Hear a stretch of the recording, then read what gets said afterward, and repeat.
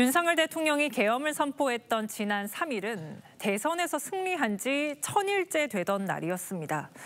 윤 대통령은 국정 운영을 포함한 각종 비판을 맞닥뜨릴 때마다 소통하기보단 거칠게 대응한다는 비판을 받았고 끝내 계엄 선포로 탄핵을 맞았습니다. 윤 대통령의 지난 2년 7개월을 황민지 기자가 돌아봤습니다.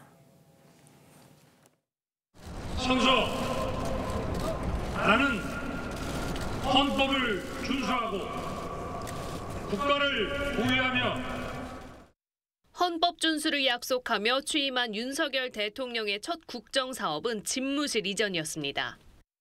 대통령 선거 과정에서 제왕적 권력의 상징인 청와대를 국민께 돌려드리겠다고 약속했습니다. 360억 넘는 예산을 들여 군 핵심 기관들까지 연쇄 이동시키며 용산시대를 열었지만 막상 공언했던 소통 약속은 제대로 지켜지지 않았습니다. 이른바 바이든 날리면 논란 이후 언론의 불편한 감정을 숨기지 않았습니다.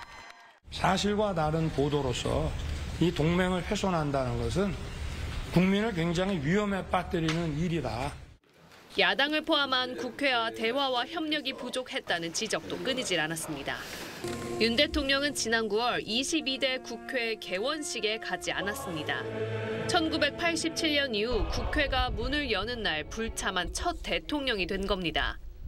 지난달 국회 시정연설 때도 국회를 가지 않고 국무총리를 대신 보냈습니다.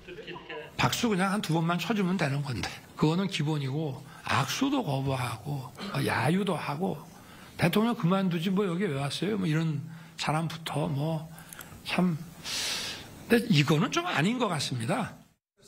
이재명 민주당 대표와 첫 회동을 가진 건 지난 4월.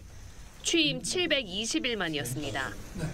한동훈 국민의힘 대표와도 갈등 관계를 이어오며 전국 혼란의 한 변수가 됐습니다. 무엇보다 김건희 여사를 둘러싼 각종 의혹이 잇따라 제기됐고 이를 대하는 윤 대통령의 대응 또한 논란이 됐습니다. 대통령 부인이 어느 누구한테도 이렇게 박절하게 대하기는 참 어렵습니다. 매정하게 좀 끊지 못한 것이 어떤 문제라는 문제고 좀. 그리고 지난 3일 밤 내려진 비상계엄 선포. 종북 반국가 세력들을 일거에 척결하고 자유헌정 질서를 지키기 위해 비상계엄을 선포합니다. 윤 대통령이 집권 2년 반 동안 보여준 거친 국정 운영 스타일이 끝내 사상 초유의 파문을 일으켰다는 평가입니다. TV조선 황민지입니다.